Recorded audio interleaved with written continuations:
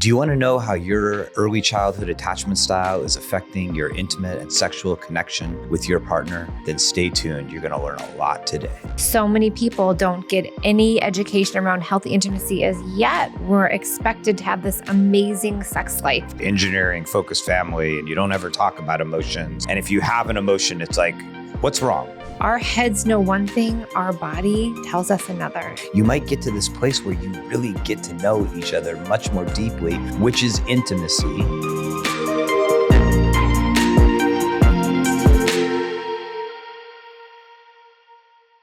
Hello, all, and welcome to the Relationship Innovation Podcast. I'm Tarah Kerwin. And my name is EJ Kerwin. And, we've been really lucky lately. We've had some incredible guests in our show and really helping us looking at intimacy, looking at early childhood experiences and how they sort of affect the two. And so we really want to take a deep dive today.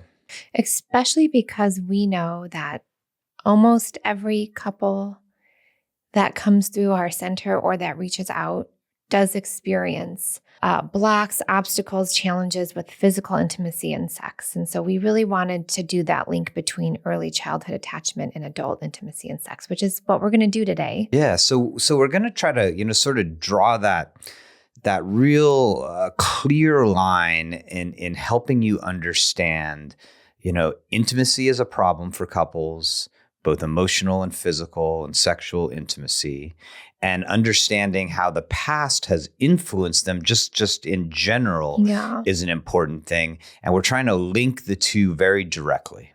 And again, to piggyback, because the idea is we want to support all humans in feeling safe and healthy expressions of intimacy for themselves with their partner, because that's what freedom is. So we're hoping that this podcast will just create some, reflection and thinking and maybe some ahas, some psychoeducation, so that all people can feel freedom within their body to express it how they want to with a partner that feels safe. Yeah, because there's something like very unique about our relationship with our significant other, with my partner, with my wife, Tara.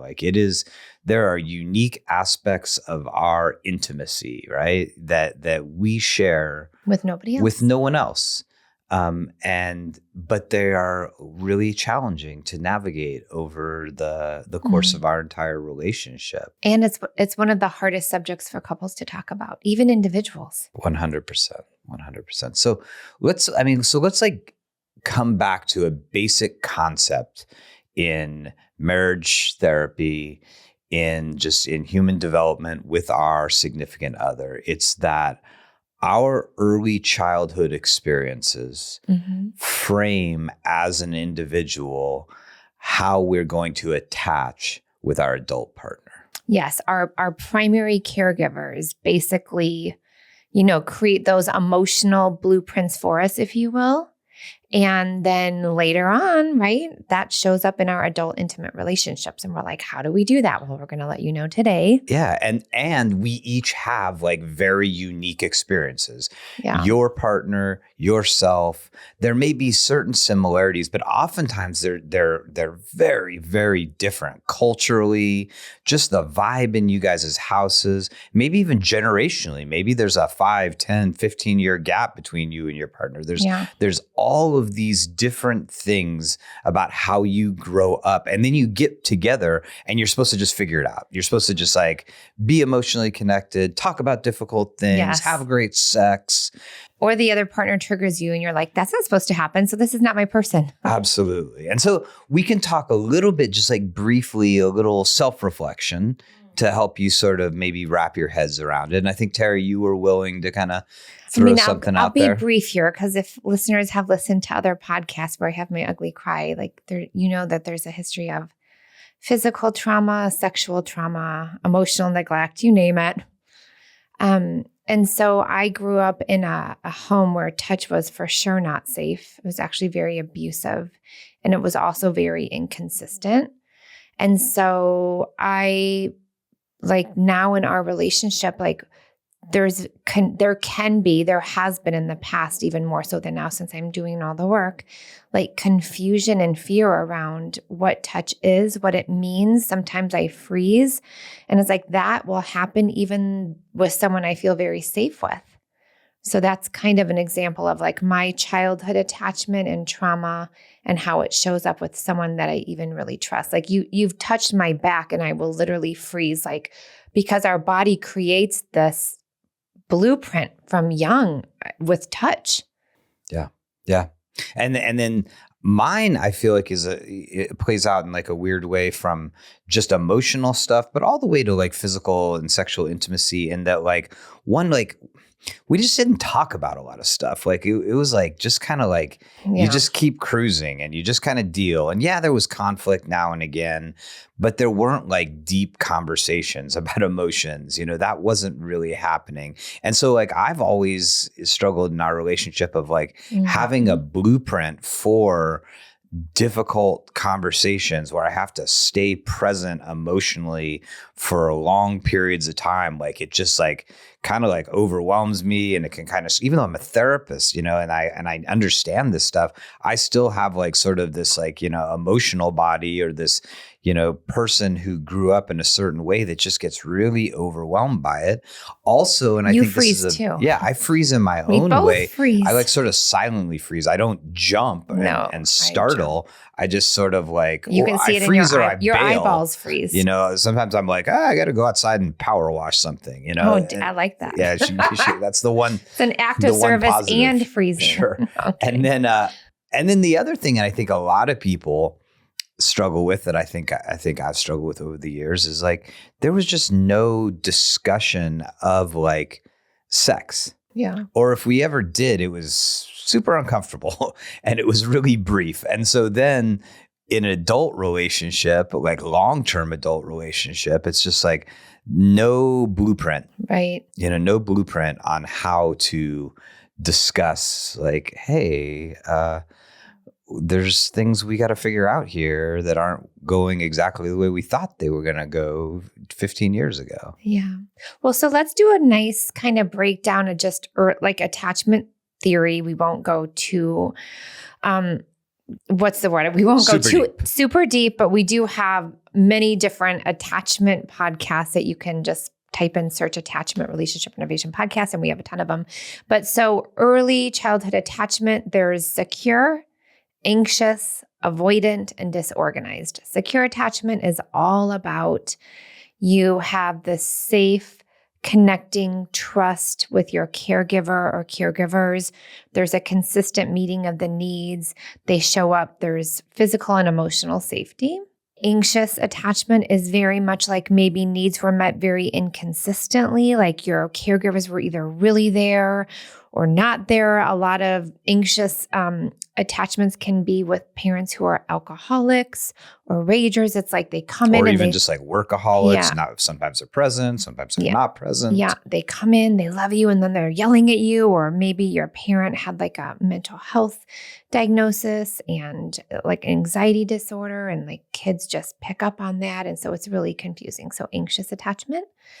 Avoided attachment is just, it was not safe to be vulnerable, to express feelings. And so they have learned to avoid anything that feels uncomfortable.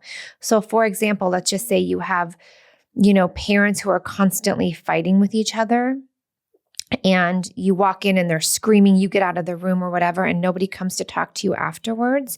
Maybe that little kid is just hiding in the closet. They learn like, that's not safe. Big emotions aren't safe. I'm going to go hide in my closet. I'm going to shut down. Or avoid. We're being very general here. Avoidant can come from things like just that you just never talk about it, that you just come from a very like sort of, you know, engineering focused family, and you don't ever talk about emotions. And if you have an emotion, it's like, what's wrong? Why are you feeling that? You know, it's just you learn not to have complex feelings and definitely not express them. And there's a huge sense of independence with avoidant attachment, and there is a big sense of codependence with anxious attachment. And now let's just, the final one is disorganized attachment that usually stems from trauma in early childhood. Disorganized attachment is like the person really wants to feel close to somebody because they really want that connection. But oh my gosh, if I connect, something really bad will happen. So that's where trauma comes in. If there's physical abuse, sexual abuse, a lot of trauma, neglect, abandonment, whatever that might be, it's like that push-pull. I really want to be close, but you can't get too close to me or I'm going to push you away. Yeah, it's very confusing, right? It's like a desire for closeness, but then a fear of closeness, like a fear of abandonment, but not wanting to be entirely alone. It feels there's a polarizing sort of feel to it. And now let's connect the dots to what we just said to then adult intimacy and sex. And we also have a case study. We changed names, of course, but we really wanted to get you guys a good picture of what this could look like. So in secure attachment, connecting the adults to adult sex and intimacy, right? There's just this trust, open communication during sex, eye contact. It just feels really good. So if you grew up and you had a secure attachment, I'm jealous. That is awesome. You feel free to like have your needs, let your partner have their needs, share what you want, be receptive to what your partner wants, eye contact. Oh, I can't wait to get there one day. I'm still working on that. Anxious attachment, there's that fear of abandonment, right? So a lot of people who have anxious attachment will seek reassurance through sex. There could be a hyper focus on the partner's cues, like, oh, my partner just looked away. My partner's not looking at me. What's happening, right? There's just a ton of insecurity that can be happening during physical intimacy, sex, and or just in general. Avoidant attachment, what that might look like is that there is no emotional connection present during sex, during physical intimacy. It's just like the physical act itself because of the fear of vulnerability. So there's like a shutdown during intimacy. I think another common thing in the avoidant attachment is like the person who's like not connected emotionally the rest of the week and then connects during sex. And that's like their time, they feel connected. But then there's this other side that's just not there. And then with disorganized, there's just like, it's like a ball of confusion. It's like sometimes you can feel really connected and another time you can feel really like disconnected with your partner. And it's just like this confusion because it's I want to be close to you. But then when you get too close and too vulnerable, I can't be close to you anymore. So it just looks like a consistent, volatile roller coaster. A lot of trauma bonding here. That's a whole nother podcast. But so I think we have a little case study where we sort of blended people together and made up a couple of names. But this is such a common dynamic, right? I think a lot of you guys are gonna identify with this one, right? So we're gonna talk about a couple.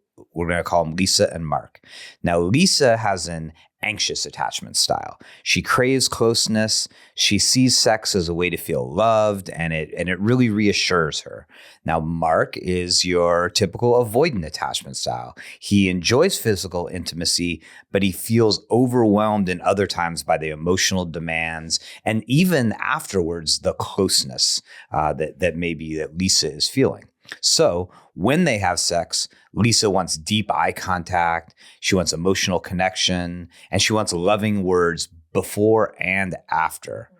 Mark, on the other hand, he tends to turn over and go to sleep or check his phone. He just kind of moves on. To him, the intimacy was enough.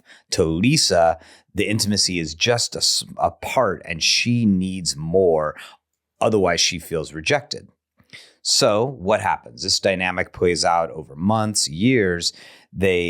Lisa starts to overfunction emotionally. She's constantly asking Mark around their sexuality, like, did that feel good? Are you okay? Did you enjoy that? Because he just turns away. She thinks they should be continuing to connect. Mark, he feels smothered. He pulls back even more. And over time, their sexual relationship, it becomes tense, right? Lisa feels undesired. She's just desperate for connection. Mark feels pressured and begins to avoid intimacy altogether. It's just too complicated. Yeah. Why even go there? Now they're caught in a dance. Lisa's chasing, Mark's distancing, not because they don't love each other, not because they don't want a great relationship, but because their attachment systems are reacting to each other and they both sort of perceive a different kind of threat. So they begin to work with us in the They come into relationship renovation. renovation. They begin to heal this dynamic. Lisa and there Mark is hope. first they need to understand why they're reacting the way they are. What are the patterns? Yeah, they need to stop seeing the other person as flawed, as Lisa as needy, as Mark as detached, and instead begin to notice like these aren't flaws. These are just protective strategies. These are just early wounds from their attachment experiences. For Lisa, this meant learning to self-soothe, right? Not looking for Mark's soothing to make her feel okay, and to build an inner security so she's not relying on sex for reassurance. For Mark, it's the opposite, right? It means leaning into emotional vulnerability, recognizing that closeness won't engulf him, and that the emotional connection doesn't have to feel threatening. Right? So with support, they start to communicate more clearly about their needs before and after sex. They can share, even if it's an uncomfortable feeling. If Mark's like, wow, I just feel like a lot of overwhelm right now, even him opening up in that way to her is soothing because at least he's sharing. And maybe also through rituals of connection, like cuddling for 5 minutes afterwards, daily check-ins, checking in emotionally before intimacy, checking in throughout the week when they're not having sex. This helps them both feel safer, makes them both feel seen, and over time shifts the cycle from reactive to responsive into a more securely attached relationship. Okay, so let me just as you're talking, right? And I'm like, oh gosh, this is why I love being therapist because it's so complex. There is a reason why couples struggle with intimacy. Because if there was an easy answer, it would be in every book and we'd all be okay. It's complex. So even listening to this podcast, you're not going to be like, oh, I'm going to go talk to my partner about that. And it's the whole reason why we created the model that we did relationship renovation. Because some people will come and they're like, we just want to talk about sex. And I'm like, okay, great. See how that works. The model that we goes through how did we grow up? How did our parents show us love? What was touch like? How was it modeled? How did you defend yourself against big feelings when you did have big feelings, right? And then we go all the way, so that way we can understand each other better. We can understand ourselves better. We can feel safe and empowered. We can let our defenses down. So just know it's not this easy fix, just like listening to one podcast or reading a book. But oh my gosh, have we seen amazing things happen, and we're having more couples on our podcast to share their stories around how they went from just this kind of this case study to feeling so free in their bodies with each other. Still get caught up in hiccups because we all do, but it's just hearing you say that, just know it's complex, but there's a lot of hope. Yeah. It is from attachment pieces. Yeah. I think what we're asking you to do as listeners, trying to figure out hey, how do I integrate this and what's actually usable? Because I am identifying certain aspects of my relationship that fit into this anxious attachment or this avoidant attachment.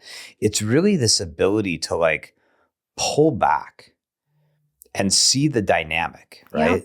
Is see wow, I crave things that my partner seems to struggle with. So how do I understand my craving?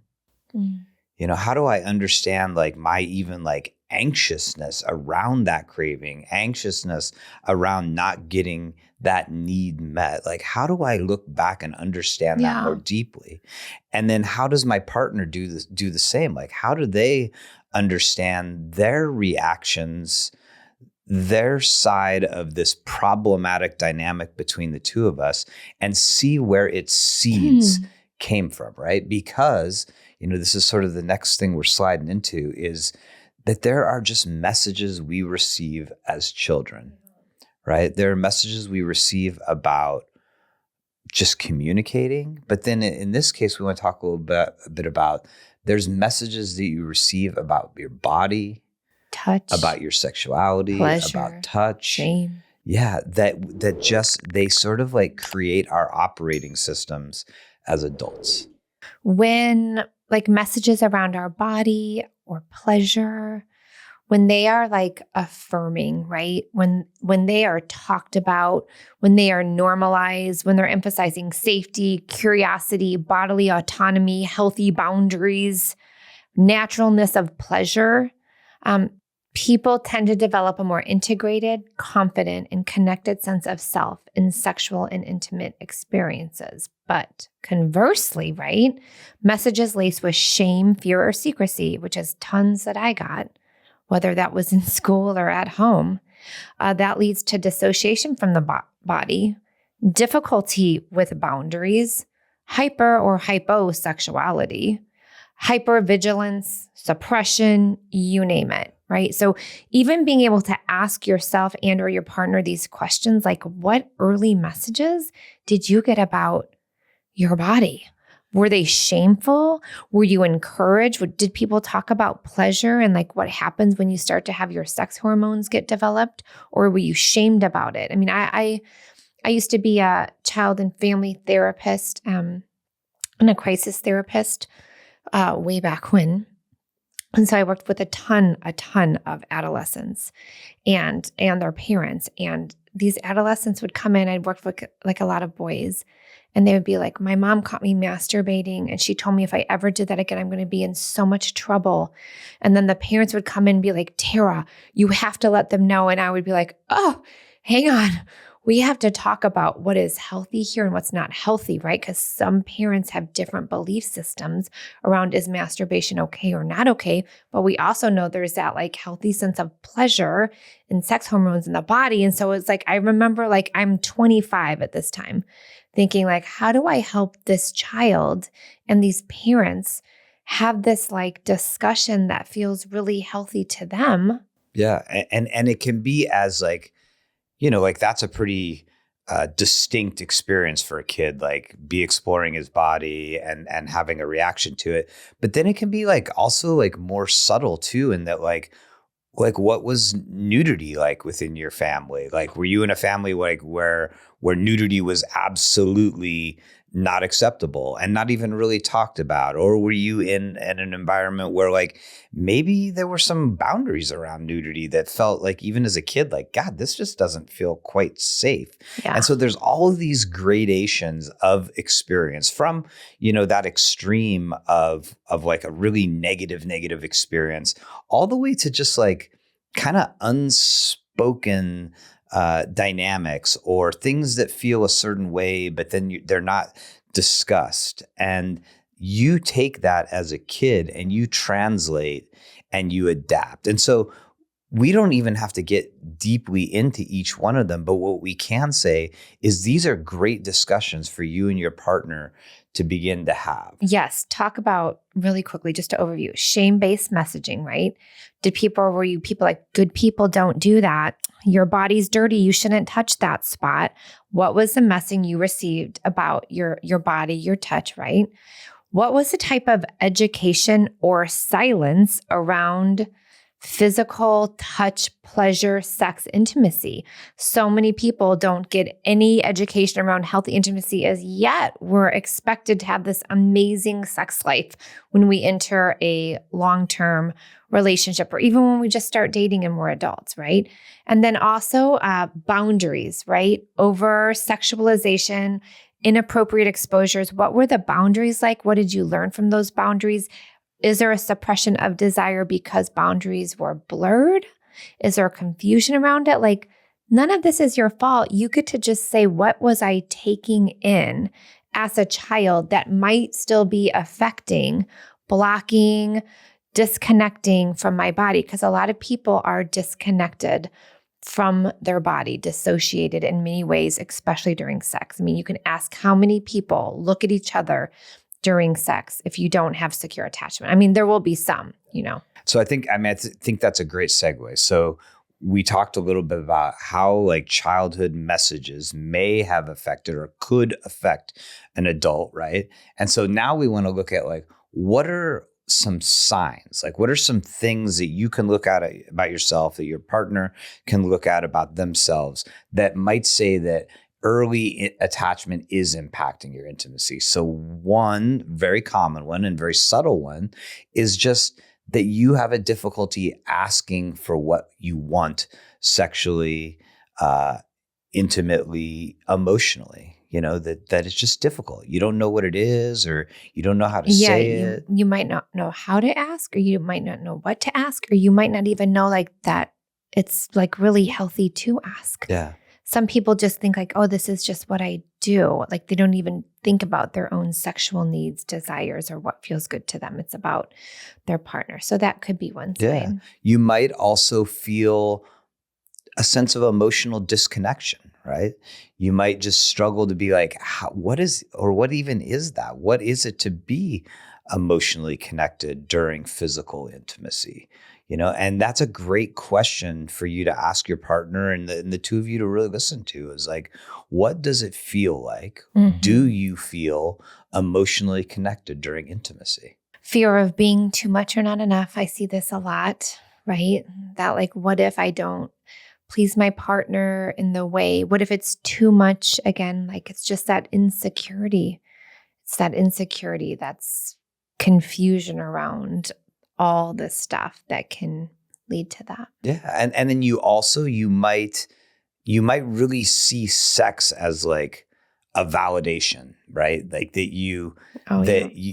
it is the thing that says you are connected. Mm-hmm. That was me. Yeah. Way before. You might seek it as a younger person in your relationships, you might have noticed. And then if there's a lack of it, it can lead to this like sort of trembling, like insecurity that like, man, if we are not having sex, if we're not having intercourse, then something's wrong. Yeah. Which would definitely block your ability to communicate about it in a healthy way. And just to, again, kind of recap all this, because I love everything we're saying, and it's deep, and we could go deep into like all these different topics and create our own podcast around this. But like, right, our body stores these early emotional imprints, right? And it is called implicit body memory. So even if someone is an adult and they intellectually know like, oh, I like trust this person is safe. Like I know what healthy sex is, that sex is natural and valid, the nervous system might still react differently to that as what our brain is saying because of those early stored memories. So just like be aware of that, be curious about it. Well, I love that, because what that's saying is like this process that me and my partner beginning to be able to talk about these things, so much of them are instinctive responses. And we think our partner is doing something. They're holding sex back, or they're not emotionally connecting with us before or after sex. And we think that it's just like they're doing this thing to hurt me. And what we're saying here is we're saying like, make the unknown known. Mm-hmm. Have these conversations, because your partner might not even realize like, hey, when, once we've sort of like finished, making love, whatever, it seems like you just go away. And I don't want to, I'm not meaning to criticize you. It's just this feeling I have like I don't know where you go. And your partner might not even know it. But if you find the way to phrase it, to talk about it at the right time, it might lead to them being aware of something that they're not aware of. And then you dig into these questions around like, what did you learn about physical intimacy? You might get to this place where you really get to know each other much more deeply, which is intimacy. I think it's why people love our intimacy series, because we start with like the early childhood attachment and messaging. I mean, there's a 4-part series. I mean, it takes like a month to get through, but I think couples love it because they're like, where do we start? I'm like, oh, you can start right here once you've developed some emotional safety skills, right? Because that's really important. But yeah, we're talking healing and growth, moving towards secure attachment. That's like our passion. We've done it in our relationship. We went from avoidant, anxious to secure. High five, hon. And so it's just those things, right? Awareness. What are the patterns? Building emotional safety with your partner through awesome communication skills, recognizing where your defenses lie. Therapy, always amazing. Love it. Somatic work is huge, right? Like where in my body do I maybe freeze? Where do I feel numb? somatic work can be really good at healing stuck body messaging from early childhood messaging. Yeah. I mean, that's the goal here, right? Our goal is we notice there's a problem within our relationship, right? Like that's what so often happens. That's why people come to therapy. That's why people get a relationship coach. There's something that's not working, right? And then here we build insight, all the stuff we shared with you about exploring early childhood attachment and noticing things within your sexuality or your sexual relationship. And then knowing that we're going to build awareness. Through that, we're going to build safety with one another. We're going to go back maybe to an earlier podcast episode about communication skills, and we're going to use healthy communication to talk about difficult things. And I love this part. We're going to grow together in the process. And we have 2 questions. So we have like a ton of questions in our intimacy series, the in office and at home, but we want to like end with like 2 questions that you can ask yourself, journal, ask your partner. I feel like they're really empowering questions. Again, it was hard to pick just 2 because I have like 150, which I'm crazy, I know. But the first one is, if you could go back and offer your younger self one message about your body or pleasure, what would it be? And the second one is, what does your adult self need now in order to feel safe, connected, and empowered in your body? Yeah. I love those. Those are 2. If you guys need more, just reach out. I'll 2 fantastic send you a whole questions list. to sit down with your partner and open up this really, wonderful discussion and an understanding of each other and how you both became who you are. I think we should answer these questions. Okay. Like modeling it. Okay. EJ, if you could go back and offer your younger self one message about your body or pleasure, what would it be? Wow. Put you on the spot, didn't I? Yes, I did. I love it. I think it would be something around it's okay to talk about it. I think that is something that just wasn't about your body or pleasure. Like it's okay to talk about all this stuff. Yeah, absolutely. That like it is okay to talk about it. It's okay to even think about it. Yeah. I mean, there's definitely some strong messages that were like, you don't even think about it. So yeah, that's how I'd answer it. How about you, Tara? Mine would be like, your body is sacred. It is not an object for other people to use. I would go back because I didn't know at the time, but I would go back and tell my younger self, your body is sacred. It is not an object. Okay. Second one. All right. Second question. What does your adult self need now in order to feel safe, connected, and empowered in your body? These are tough questions. What does my adult self need in order to feel safe, connected, and empowered in your body?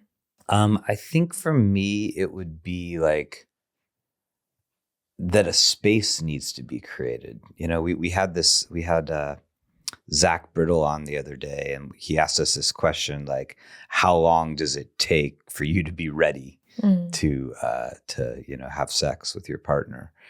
And I think like my answer was like very brief, but I think maybe like it would be really healthy and good for me to actually create a more sacred space, like a more like intentional space, because then it wouldn't feel like it's just this thing to do or this thing like, and it might make it much more like connected, appreciative, present. I think that's something that my adult self really needs to work on. I would say, I'll say the question one more time. What does your adult self need now in order to feel safe, connected, and empowered in your body? I would say that I get to give myself permission to feel that. I never had permission before. Other people got to I didn't know how to have boundaries. So I get to give myself permission to do whatever the heck I want to do. And it's all okay. Yeah. Mine is permission.